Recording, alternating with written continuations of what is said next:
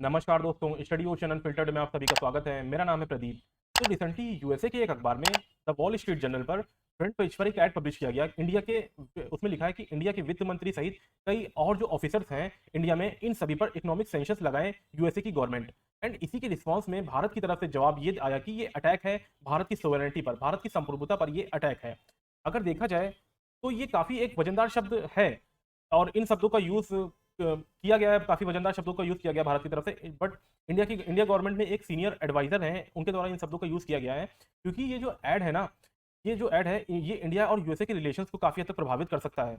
बहुत ही ज़्यादा प्रभावित कर सकता है एक तरीके से।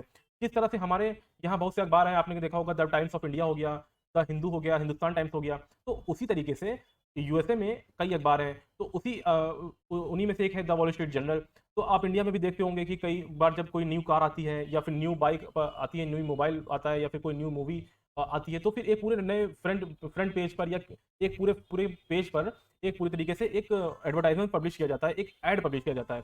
तो उसी तरीके से कुछ वहाँ पर भी जो वॉल स्ट्रीट जर्नल नाम का अखबार है उस पर ये ऐड पब्लिश किया गया है एक तरीके से। और बड़ा बड़ा सबसे पहले इन्होंने लिख दिया वहाँ पर वांटेड, वांटेड एक तरीके से इन्होंने लिख दिया। और नीचे बाद में फिर इन्होंने लिखा मोदी मैग्नेस्की 11। अब ये जो मैग्नेस्की 11 है, ये जो वर्ड है, इसका डायरेक्ट लिंक्ड रशिया से है एक तरीके से। एंड आगे इन्होंने लिखा है कि ये जो ऑफिसर्स हैं कुछ, जो इंडिया को निवेश करने के लिए अनसेफ जगह बताते हैं, ये जो एडवर्टाइजमेंट है ये एक तरीके से आप देखेंगे कि इंडिया में जो निवेश को असुरक्षित बताता है पूरी तरीके से।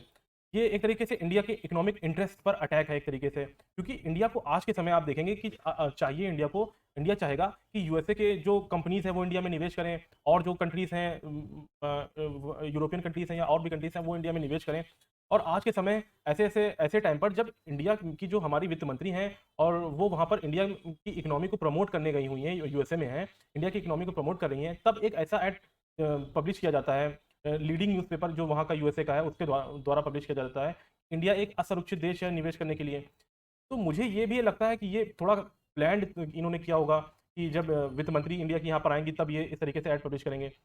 तो ये हो सकता है, मुझे ऐसा लगता है कि ये थोड़ा प्लान किया होगा। जब यूएसए में हमारी वित्त मंत्री हैं तब यही लिखा गया है। आगे इसमें इन्होंने लिखा है कि निर्मला सीतारमण और इसरो के जो कमर्शियल आर्म के चेयरमैन हैं, जो सॉलिसिटर जनरल हैं इंडिया के, और जो सुप्रीम कोर्ट के जज हैं, और भी कोई बड़े ऑफिसर जो हैं इंडिया के, इन पर सैंक्शन इम्पोज करे यूएसए की गवर्नमेंट। हालांकि इस ऐड को वॉल स्ट्रीट जर्नल ने खुद अपने मन से नहीं छापा है, बट इस ऐड को इन्होंने एक तरीके से अप्रूवल अपना दिया है, एक तरीके से अपनी अप्रूवल इन्होंने दे दिया है अपना। लेकिन इनको इस ऐड को अप्रूवल नहीं देना चाहिए था। जिस जिस ऐड पर यूएसए की जो फ्रेंडली कंट्री है उसके वहाँ के गवर्नमेंट के जो बड़े बड़े मिनिस्टर्स हैं उन पर सैंक्शन इम्पोज करने की बात की जा रही हो, उस ऐड को वॉल स्ट्रीट जर्नल को अप्रूवल नहीं देना चाहिए था। मगर वॉल स्ट्रीट जर्नल पर ये ऐड पब्लिश करी गई एक तरीके से। लेकिन इस ऐड से जो बाइडेन का कोई लेना देना नहीं है कि इन्होंने पब्लिश की कि नहीं, इससे इनका कोई लेना देना नहीं है। ठीक, इस अखबार को वॉल स्ट्रीट जर्नल का जो डायरेक्टली कोई रिलेशन नहीं है, वॉल स्ट्रीट जर्नल का डायरेक्टली इस ऐड से कोई रिलेशन नहीं है। ये ऐड पब्लिश जो हुआ है एक तरीके से यूएसए के जो एक एनजीओ है यूएसए में, जिसका नाम है फ्रंटियर ऑफ फ्रीडम, जिसका नाम है, इन लोगों ने पैसा दिया वॉल स्ट्रीट जर्नल को ऐड के लिए, और फिर ये ऐड छापा गया एक तरीके से। तो फ्रंटियर ऑफ फ्रीडम ये एक एनजीओ है, एनजीओ की तरह एक एनजीओ का एक मुखौटा है एक तरीके से। ये एक यूएसए का संगठन है जिसको जो भी डोनेशन करेगा तो देगा वो उसके लिए ये एक तरीके से ऐड पब्लिश करवा देगा कहीं पर भी, मतलब यूएसए में। तो इस ऐड के पीछे जो एक आदमी है जिसका नाम बार बार आरोपों में आ रहा है, उसका नाम है रामचंद्र विश्वनाथन। तो अब इनको क्या तकलीफ है कि भारत पर सैंक्शंस लगा दे यूएसए की गवर्नमेंट? तो ये सब समझने के लिए हमको थोड़ा पीछे जाना होगा 2004 में। तो आपने शायद नाम सुना हो या ना सुना हो, शायद सुना हो या ना सुना हो, तो एंथ्रिस देवास केस था एक। इसको कई बार इसरो देवास केस भी कहते हैं, जिसमें दो मेन पार्टीज थी। एंथ्रिस कॉर्पोरेशन जो इसरो का कॉमर्शियल आर्म है एक तरीके से, और देवास मल्टीमीडिया। इन दोनों के बीच दुनिया भर की कई अदालतों में कई केसेस चले, और यूएसए की अदालत में कई केस चले, कनाडा की अदालत में, और इंडिया की अदालत में भी कई केस चले, कई सालों तक केस चले। एक तरीके से कई कानूनी लड़ाई लड़ी गई इन दोनों के द्वारा। तो देखो, देवास ये एक कंपनी है एक तरीके से। इस कंपनी के सीईओ थे पहले विश्वनाथन।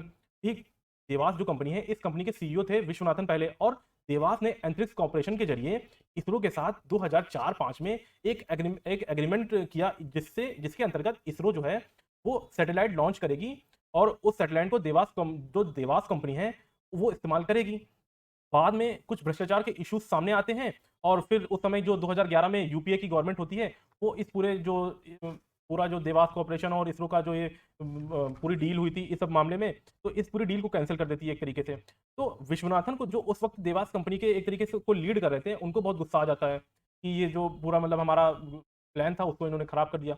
तो इस वजह से इन्होंने कहा कि अब मैं इनके ऊपर केस कर दूंगा, ऊपर ऊपर कई जगह केस करूंगा इनके ऊपर, कई अदालतों में जाऊंगा। और इन्होंने ये किया भी, इन्होंने दुनिया भर की कई अदालतों में केस किया, इन्होंने कई केस लड़े, इनके इनके द्वारा चले भी कई केस, ये जीत भी गए एक तरीके से।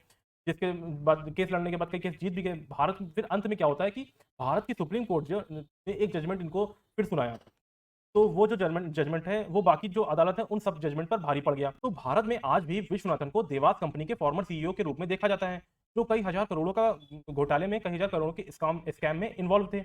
उसके अलावा भारत में जो इन्फोर्समेंट डायरेक्टरेट है, ईडी है, उन्होंने इनकी कंपनी को एक तरीके से नीलाम कर दिया। एक तरीके से इनकी कंपनी को नीलाम कर दिया, और अभी लेटेस्ट जून मंथ में ही इनकी कंपनी को नीलाम किया गया था। उसके अलावा ईडी इनको भगोड़ा भी घोषित कर चुकी है एक तरीके से। तो अब शायद आप समझ गए होंगे कि ये विश्वनाथन जो है वो क्यों करंट गवर्नमेंट से क्यों इतना खफा है, क्यों नाराज है, क्यों इंडिया से इतना खफा है, नाराज है। बेसिकली ये इंडिया से ही नाराज क्यों है, ये आपको पता चल गया होगा।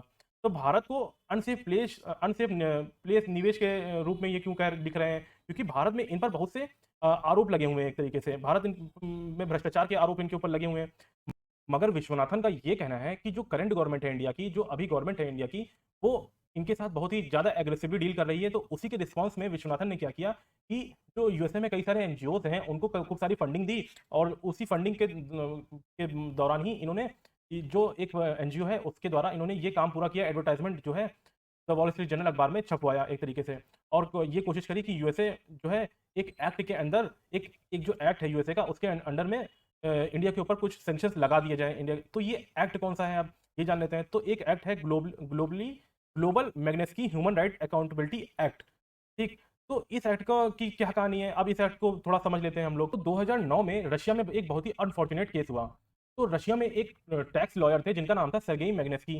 तो इन्होंने देखा कि रशिया में जो करोड़ों रुपए का भ्रष्टाचार हो रहा है, और रशियन टैक्स ऑफिसर्स ये क्या कर रहे हैं, चुपचाप मिलियंस ऑफ डॉलर एक करप्शन के थ्रू, एक भ्रष्टाचार के थ्रू बाहर बैंक्स में पैसा एक तरीके से स्टोर करते जा रहे हैं, अपना भेजते जा रहे हैं, स्टोर करते जा रहे हैं। तो जब मैग्नेस्की ने इस बात को उठाने की कोशिश करी एक तरीके से रशिया में, तो रशिया का तंत्र जो है वो इतना ज़्यादा ताकतवर है कि इन रशियन टैक्स ऑफिसर्स ने क्या किया कि जो इंटरनल करप्शन एक और करके, जो जुडिशरी है उनके साथ मिल करके, और मैग्नेस्की को ही एक केस में, एक स्कैम में, एक भ्रष्टाचार के रूप में इनको फ्रॉड घोषित कर दिया और इनको जेल भेज दिया। तो धीरे धीरे क्या होता है, ये जेल में होते हैं, तो जेल में इनकी तबीयत खराब होती है, बीमार होते हैं, तो इनको फिर रशियन गवर्नमेंट द्वारा इनको इलाज भी नहीं मिल पाता है। फिर इलाज ना मिलने के बाद कुछ टाइम बाद इनकी वहाँ पर जेल में ही डेथ हो जाती है।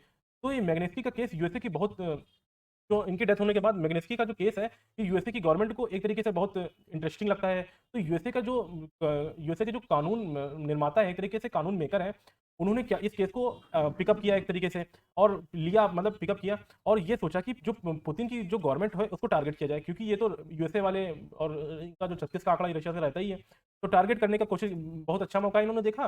तो उसी उसी केस को इन्होंने पिकअप किया कि इसी आदमी के नाम पर यूएसए में एक कानून बनाया, और उस कानून के अंडर इन्होंने कोशिश किया कि हम पुतिन के जो करीबी लोग हैं, इसे जो करीबी लोग हैं पुतिन के, उनके ऊपर सैंक्शंस लगाएंगे हमको।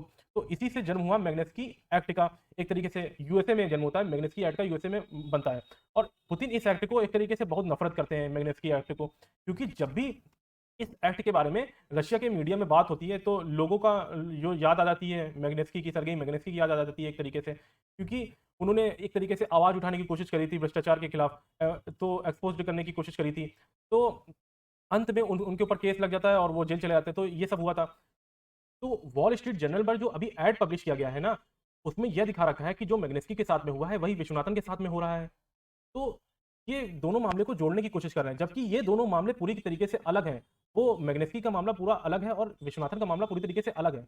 तो इससे यह भी पता चलता है कि यूएसए का जो मीडिया है वो कितना इनरिस्पॉन्सिबल है यहाँ पर, क्योंकि इस ऐड में पहली बात तो इन्होंने का यूज़ किया, मैग्नेस्की का यूज़ किया, जो बहुत ही सैड केस था एक तरीके से, उसका यूज़ किया इन्होंने इंडिया को टारगेट करने के लिए, यहाँ पर इंडियन गवर्नमेंट को टारगेट करने के लिए यूज़ किया। फिर आगे ऐड पर इन्होंने इंडिया को अनसेफ कंट्री बताया इन्वेस्टमेंट के लिए। फिर सैंक्शंस को भी इंपोज करने के लिए इन्होंने कहा, मैग्नेस्की एक्ट के थ्रू अंडर ही इन्होंने कहा। तो इतना कुछ एक आदमी करवा रहा है यूएसए में, यूएसए के अखबारों में, और यूएसए के अखबार ने केवल ऊपर सिर्फ छोटा सा ये लिख रखा है कि ये पेड एडवर्टाइजमेंट है, दिस इज पेड एडवर्टाइजमेंट।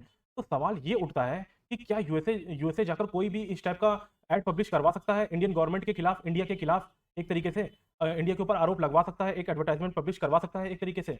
तो क्या ये सब अलाउड है यूएसए में एक तरीके से? तो ये एक ऐसा मुद्दा है जिसको हमें उठाना चाहिए, इंडिया को उठाना चाहिए यूएसए के साथ मिल करके।